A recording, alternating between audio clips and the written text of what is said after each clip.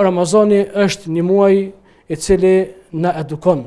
një muaj i cili na mëson, është një muaj në të cilin ne e mësojmë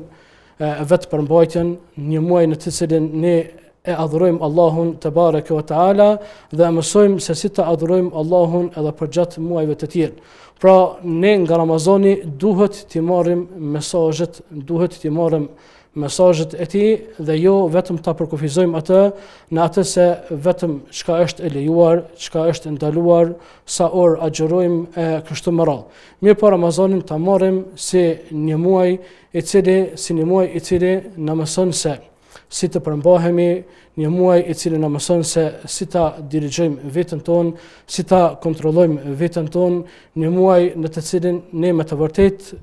e përdorim atë dhe e klasifikojmë atë si një shkollë e cila na mëson se si ta adhurojmë Allahun te bareke ve taala edhe për gjatë muajve të tjerë. Pra në këtë kuptim Ramazani nga një kënd vështrim ndryshe don të thotë kjo, pra që ne t'i marrim mesazhet e Ramazanit dhe ato t'i përjetojmë dhe t'i praktikojmë në jetën tonë dhe të jetojmë pas Ramazanit me mesazhet të cilat i kemi mësuar në muajin e bekuar të Ramazanit, me edukatën të cilën e kemi marrur në muajin e bekuar të Ramazanit e kështu me radhë.